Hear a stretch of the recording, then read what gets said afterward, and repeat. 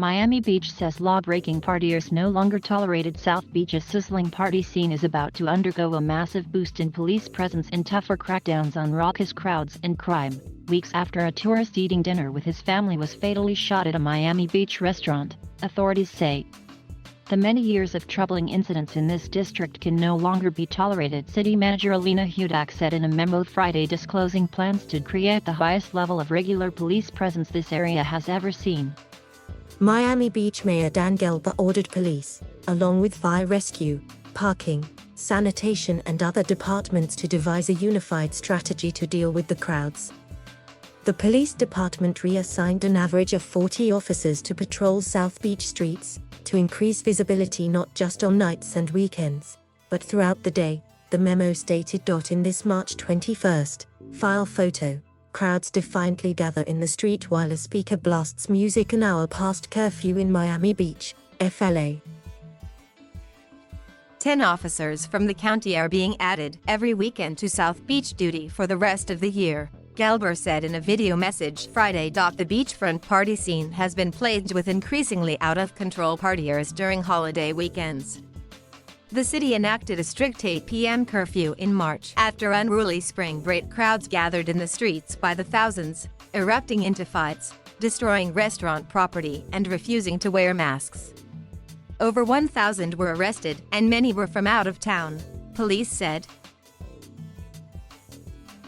It is no longer sufficient to treat what has historically been defined as high-impact periods as anomalies when every weekend brings significant crowds and challenges, Hudak said. Additional code officers and park rangers will be assigned to enforce ordinance violations to create a visible and constant deterrent to overcrowding and other problems.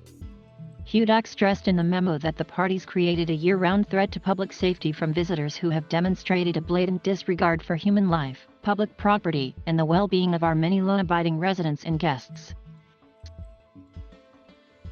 Gelber said more than half of the nearly 1,600 arrests in 2021 came from the entertainment district, where speeding, fights and gun violence have become commonplace.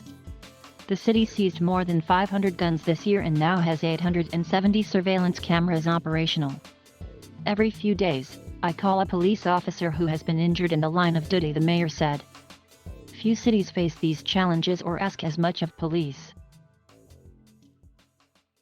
The crackdown comes less than 2 weeks after a fatal tourist attack, when police said a gunman shot a 21-year-old father eating dinner with his family as the man protected his 1-year-old son. 22-year-old Demarius Davis told investigators he shot Dustin Lakefield last month because he was high on mushrooms, which made him feel empowered, according to an arrest report. Since then, terrified residents have urged the mayor to take action. The mayor noted that Wakefield's killing happened at 6:30 p.m. on a Tuesday, but he said the world didn't hear about a stabbing earlier this week or the frequent early morning shootings. We cannot accept this as our normal, Gelber said. He warned that the new stepped-up police presence was not sustainable, and said the party district needs to be rezoned with fewer bars and clubs and more residential and office buildings. Gelber also wants an earlier curfew on alcohol sales. What we have called an entertainment district has become an incredible magnet for crime and disorder, and whatever it provides in revenue is just not worth the heartache, the mayor said.